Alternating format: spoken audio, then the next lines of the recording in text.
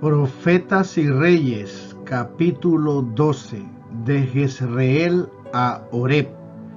Una vez muertos los profetas de Baal, quedaba preparado el camino para realizar una poderosa reforma espiritual entre las 10 tribus del reino septentrional. Elías había presentado al pueblo su apostasía, lo había invitado a humillar su corazón y a volverse al Señor. Los juicios del cielo habían sido ejecutados, el pueblo había confesado sus pecados y había reconocido al Dios de sus padres como el Dios viviente, y ahora iba a retirarse la maldición del cielo y se renovarían las bendiciones temporales de la vida. La tierra iba a ser refrigerada por la lluvia.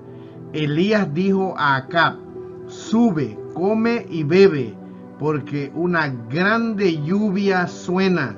Luego el profeta se fue a la cumbre del monte para orar. El que Elías pudiese invitar confiadamente a Acab a que se preparase para la lluvia no se debía a que hubiese evidencias externas de que estaba por llover. El profeta no veía nubes en los cielos ni oía truenos. Expresó simplemente las palabras que el Espíritu del Señor le movía a decir en respuesta a su propia fe poderosa. Durante todo el día había cumplido sin vacilar la voluntad de Dios y había revelado su confianza implícita en las profecías de la palabra de Dios, y ahora, habiendo hecho todo lo que estaba de su alcance, sabía que el cielo otorgaría libremente las bendiciones predichas.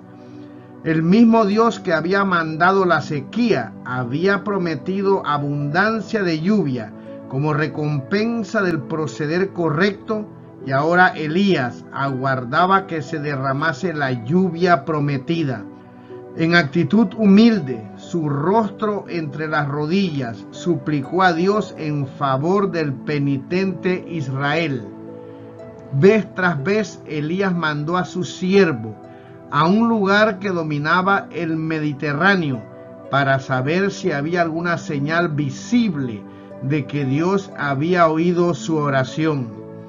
Cada vez volvió el siervo con la contestación: no hay nada. El profeta no se impacientó ni perdió la fe, sino que continuó intercediendo con fervor. 6 veces el siervo volvió diciendo que no había señal de lluvia en los cielos, que parecían de bronce. Sin desanimarse, Elías le envió nuevamente, y esta vez el siervo regresó con la noticia: yo veo una pequeña nube como la palma de la mano de un hombre que sube de la mar. Eso bastaba. Elías no aguardó que los cielos se ennegreciesen. En esa pequeña nube vio por fe una lluvia abundante, y de acuerdo a esa fe obró.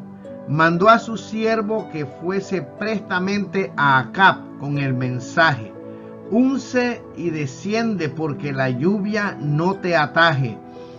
Por el hecho de que Elías era un hombre de mucha fe, Dios pudo usarle en esta grave crisis de la historia de Israel.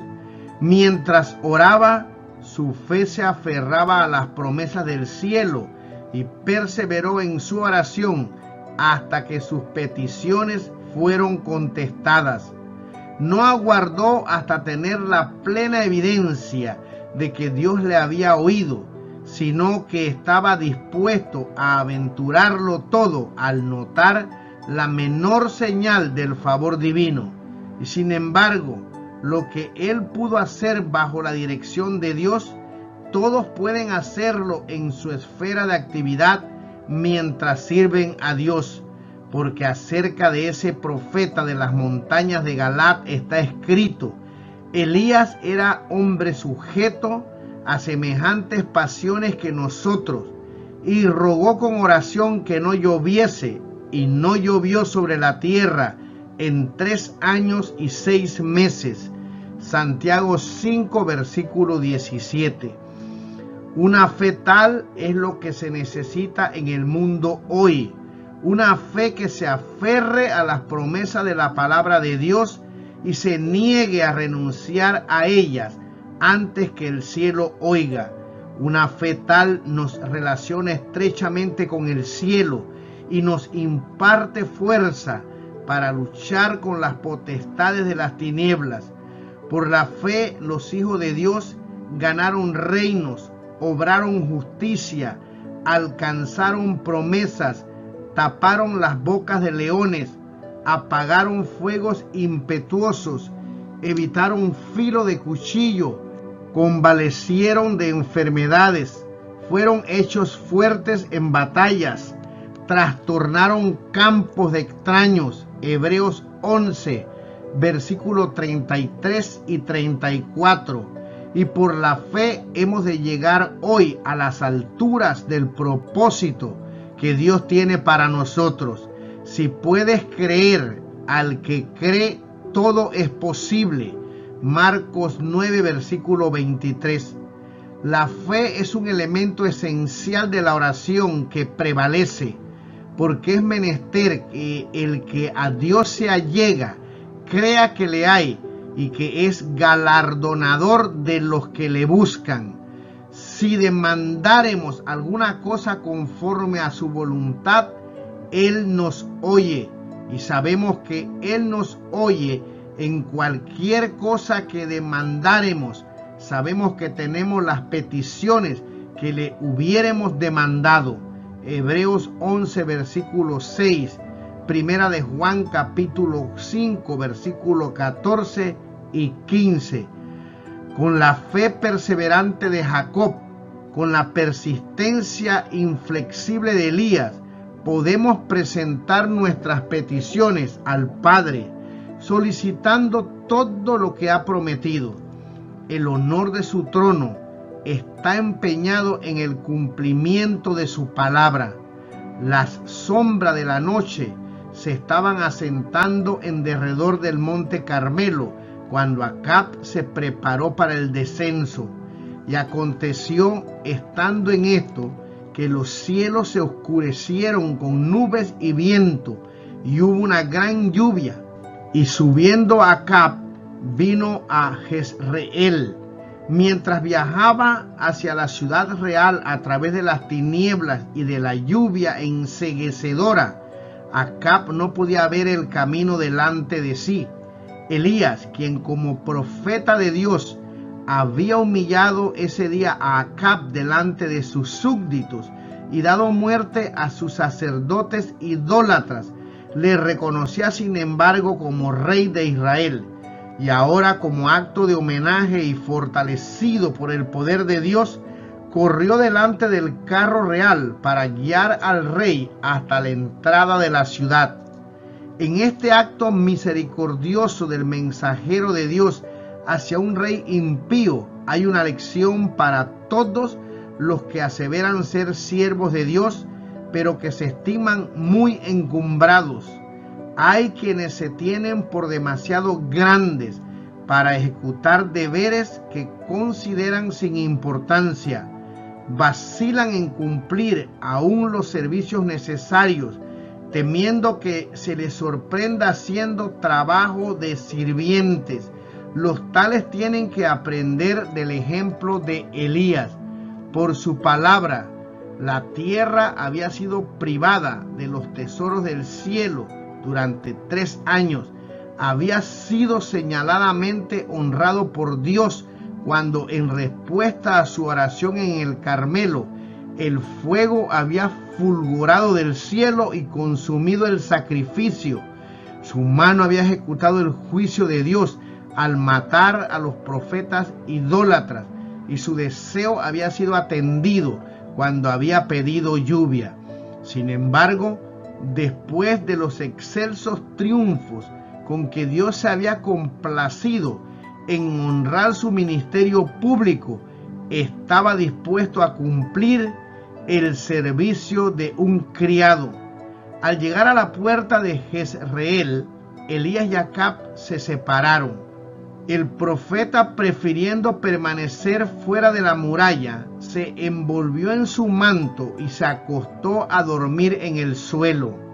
El rey, pasando adelante, llegó pronto al abrigo de su palacio y allí relató a su esposa los maravillosos sucesos acontecidos ese día, así como la admirable revelación del poder divino que había probado a Israel que Jehová era el Dios verdadero y Elías su mensajero escogido. Cuando Acab contó a la reina cómo habían muerto los profetas idólatras, Jezabel, endurecida e impenitente, se enfureció. Se negó a reconocer en los acontecimientos del Carmelo la predominante providencia de Dios y, empeñada en su desafío, declaró audazmente que Elías debía morir. Esa noche un mensajero despertó al cansado profeta y le transmitió las palabras de Jezabel: así me hagan los dioses y así me añadan, si mañana a estas horas yo no haya puesto tu persona como la de uno de ellos. Parecía que después de haber manifestado valor tan indómito y de haber triunfado tan completamente sobre el rey, los sacerdotes y el pueblo, Elías ya no podía ceder al desaliento ni verse acobardado por la timidez. Pero el que había sido bendecido con tantas evidencias del cuidado amante de Dios no estaba exento de las debilidades humanas, y en esa hora sombría le abandonaron su fe y su valor. Se despertó aturdido, caía lluvia del cielo y por todos lados había tinieblas, olvidándose de que 3 años antes Dios había dirigido sus pasos hacia un lugar de refugio donde no le alcanzaron ni el odio de Jezabel ni la búsqueda de Acab. El profeta huyó para salvarse la vida. Llegando a Beerseba, dejó allí su criado y él se fue por el desierto un día de camino. Elías no debiera haber huido del puesto que le indicaba el deber. Debiera haber hecho frente a la amenaza de Jezabel, suplicando la protección de aquel que le había ordenado vindicar el honor de Jehová. Debiera haber dicho al mensajero que el Dios en quien confiaba le protegería del ocio de la reina. Solo habían transcurrido algunas horas desde que había presenciado una maravillosa manifestación del poder divino, y esto debiera haberle dado la seguridad de que no sería abandonado. Si hubiese permanecido donde estaba, si hubiese hecho de Dios su refugio y fortaleza y quedado firme por la verdad, habría sido protegido de todo daño. El Señor le habría dado otra señalada victoria, enviando sus castigos contra Jezabel, y la impresión que esto hubiera hecho en el rey y el pueblo habría realizado una gran reforma. Elías había esperado mucho del milagro cumplido en el Carmelo. Había esperado que después de esa manifestación del poder de Dios, Jezabel ya no influiría en el espíritu de Acab y que se produciría prestamente una reforma en todo Israel. Durante todo el día pasado en las alturas del Carmelo, había trabajado sin alimentarse. Sin embargo, cuando guió el carro de Acab hasta la puerta de Jezreel, su valor era grande a pesar del esfuerzo físico que había representado su labor. Pero una reacción como la que con frecuencia sigue a los momentos de mucha fe y de glorioso éxito oprimía a Elías. Temía que la reforma iniciada en el Carmelo no durase, y la depresión se apoderó de él. Había sido exaltado a la cumbre de Pisga, ahora se hallaba en el valle, mientras estaba bajo la inspiración del Todopoderoso. Había soportado la prueba más severa de su fe, pero en el momento de desaliento, mientras repercutía en sus oídos la amenaza de Jezabel y Satanás, prevalecía aparentemente en las maquinaciones de esa mujer impía, perdió su confianza en Dios. Había sido exaltado en forma desmedida y la reacción fue tremenda. Olvidándose de Dios, Elías huyó hasta hallarse solo en un desierto deprimente. Completamente agotado, se sentó a descansar bajo un enebro. Sentado allí, rogó que se le dejase morir. Dijo: «Baste ya, oh Jehová, quita mi alma, que no soy yo mejor que mis padres».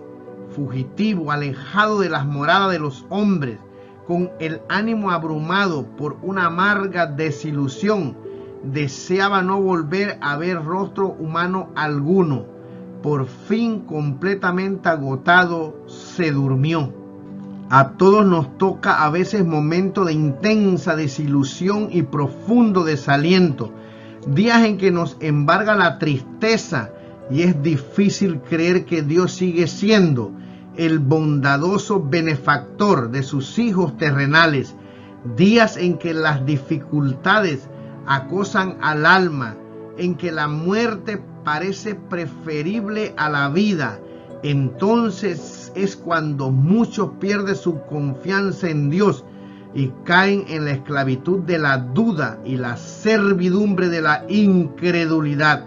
Si en tales momentos pudiésemos discernir con percepción espiritual el significado de las providencias de Dios, veríamos ángeles que procuran salvarnos de nosotros mismos y luchan para sentar nuestros pies en un fundamento más firme que las colinas eternas, y nuestro ser se compenetraría de una nueva fe y una nueva vida. En el día de su aflicción y tinieblas, el fiel Job declaró: «Perezca el día en que yo nací. Oh, si pesasen al justo mi queja y mi tormento, y se alzasen igualmente en balanza, ¿quién me diera que viniese mi petición, y que Dios me otorgase lo que espero, y que pluguiera a Dios quebrantarme, que soltara su mano y me deshiciera, y sería aún mi consuelo?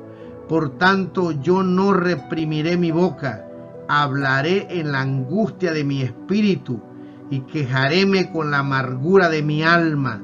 Mi alma quiso la muerte más que mis huesos. Aburridme, no he de vivir yo para siempre. Dejadme, pues, que mis días son vanidad». Job 3, versículo 3, capítulo 6, versículo 2, 8 y versículo 10, capítulo 7, versículo 11, versículo 15 y versículo 16. Pero aunque Job estaba cansado de la vida, no se le dejó morir. Le fueron recordadas las posibilidades futuras y se le dirigió un mensaje de esperanza.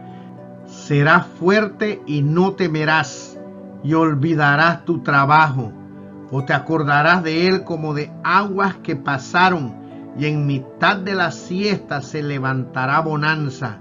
Resplandecerá y serás como la mañana, y confiarás que habrá esperanza, y te acostarás y no habrá quien te espante, y muchos te rogarán. Mas los ojos de los malos se consumirán y no tendrán refugio, y su esperanza será agonía del alma. Job capítulo 11, versículo 15 al 20. Desde las profundidades del desaliento, Job se elevó a las alturas de la confianza implícita en la misericordia y el poder del Salvador de Dios. Declaró triunfantemente: «He aquí, aunque me matare, en él esperaré. y él mismo me será salud. Yo sé que mi Redentor vive, y al fin se levantará sobre el polvo, y después de deshecha esta mi piel, aún he de ver en mi carne a Dios, al cual yo tengo de ver por mí, y mis ojos lo verán y no otro. Job capítulo 13, versículo 15 y versículo 16, capítulo 19, versículo 25 al 27. Respondió Job a Jehová desde un torbellino, y reveló a su siervo la grandeza de su poder. Cuando Job alcanzó a vislumbrar a su Creador, se aborreció a sí mismo y se arrepintió en polvo y la ceniza. Entonces el Señor pudo bendecirle abundantemente y hacer todo que los últimos años de su vida fuesen los mejores. La esperanza y el valor son esencialmente para dar a Dios un servicio perfecto.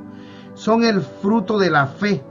El abatimiento es pecaminoso e irracional. Dios puede y quiere dar más abundantemente. Hebreos 6, versículo 17. A sus siervos la fuerza que necesitan para las pruebas. Los planes de los enemigos de su obra pueden parecer bien trazados y firmemente asentados, pero Dios puede anular los más enérgicos de ellos, y lo hace como y cuando quiere, a saber, cuando ve que la fe de sus siervos ha sido suficientemente probada. Para los desalentados hay un remedio seguro en la fe, la oración y el trabajo. La fe y la actividad impartirán una seguridad y una satisfacción que aumentarán de día en día. ¿Estáis tentados a ceder a presentimientos ansiosos o al abatimiento absoluto? En los días más sombríos, cuando en apariencia hay más peligros, no temáis. Tened fe en Dios. Él conoce vuestra necesidad. Tiene toda potestad. Su compasión y amor infinitos son incansables. No temáis que deje de cumplir su promesa. Él es la verdad eterna. Nunca cambiará el pacto que hizo con los que le aman, y otorgará a sus fieles siervos la medida de eficiencia que su necesidad exige. El apóstol Pablo atestiguó: me ha dicho, bástate mi gracia, porque mi potencia en la flaqueza se perfecciona, por lo cual me gozo en las flaquezas, en afrentas, en necesidades, en persecuciones, en angustias por Cristo, porque cuando soy flaco, entonces soy poderoso. Segunda de Corintios capítulo 12, versículo 9 y versículo 10. ¿Desamparó Dios a Elías en su hora de prueba? Oh, no. Amaba a su siervo, tanto cuando Elías se sentía abandonado de Dios y de los hombres, como cuando en respuesta a su oración el fuego descendió del cielo e iluminó la cumbre de la montaña. Mientras Elías dormía, le despertaron un toque suave y una voz agradable. Se sobresaltó y, temiendo que el enemigo lo hubiese descubierto, se dispuso a huir. Pero el rostro compasivo que se inclinaba sobre él no era el de un enemigo, sino de un amigo. Dios había mandado a un ángel del cielo para que alimentase a su siervo. Levántate, come, dijo el ángel. Entonces él miró, y he aquí a su cabecera una torta cocida sobre las ascuas y un vaso de agua. Después que Elías hubo comido el refrigerio preparado para él, se volvió a dormir.